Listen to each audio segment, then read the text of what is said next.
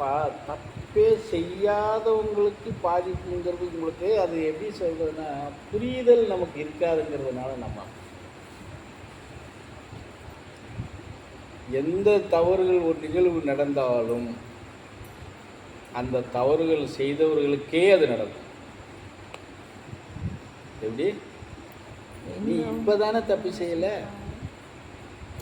அப்போ என்ன தப்பு செஞ்சோம் நமக்கு தெரியாது.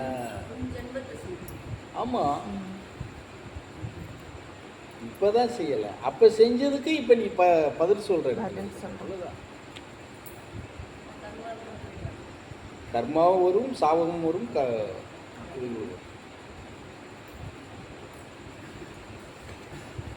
கம்பல்சரியா நாம் நினைக்கிறோம் நான் எந்த இதுவுமே பண்ணலையே, நான் ஏன் கஷ்டப்படுறேன்னு நினைக்கிறோம். இல்லை, நம்மளுடைய முன்ஜென்மத்தினுடைய பாவக்கணக்கை இன்னைக்கு நம்ம தீர்க்கிறதுக்கு வந்திருக்கிறோம். அவ்வளோதான், முடிஞ்சு போய்.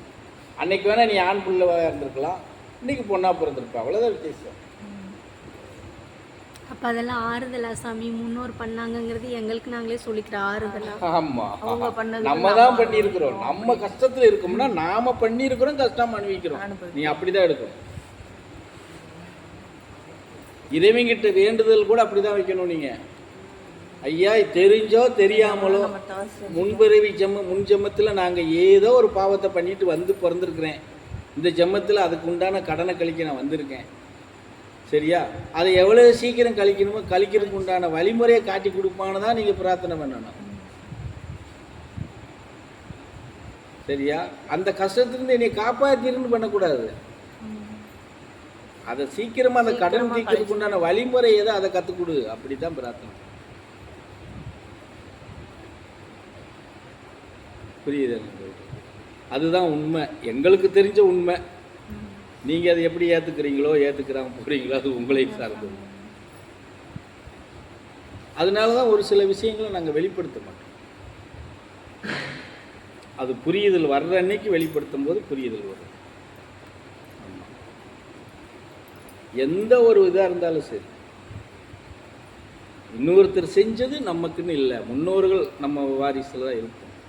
நம்ம பாட்டனார் செஞ்சுருப்பார், பாட்டனாராக இருந்தது தான் இன்றைக்கி நம்ம வந்திருப்போம். நாம தான் பாட்டனார். அந்த மாதிரி எப்படி நாம தான் அன்னைக்கு பாட்டனாக இருந்தோம், இன்னைக்கு பிறந்திருக்கோம். அன்னைக்கு நம்ம ஆடின ஆட்டத்துக்கு இன்னைக்கு கணக்கு கழிக்க வந்திருக்கோம், அவ்வளோதான்.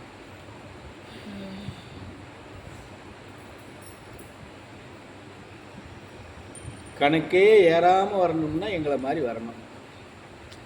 அப்போ கூட நாங்கள் கூட சில நேரங்களில் மாட்டிக்கிட்டு நாங்களும் என்ன ஒரு விஷயம்னா விஷயம் தெரிஞ்சதுனால அந்த கணக்கை எப்படி கழிக்கணுமோ கழிச்சிடுவோம். இப்போ எங்களோட சேர்ந்து பயணம் பண்ணுற ஏதோ ஒரு நாயா பேயா வந்துச்சுன்னு வச்சுக்க கூட, அது எதுலையாவது சிக்கிருச்சுன்னா அதுவும் இழுத்து பிடிச்சி இந்த கணக்கை எப்படி கழிச்சு விட்டுரு, அப்போத்தே நீ அடுத்து என் பின்னாடி வர முடியும் அப்படின்னு கழிச்சு விட்டுரு.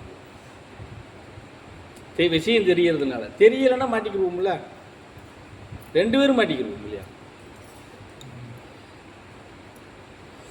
புரியாயிடு போலியே, பின்னாடி ஓங்கி ஒரு குத்து வலிக்கிற இடத்தை பார்த்து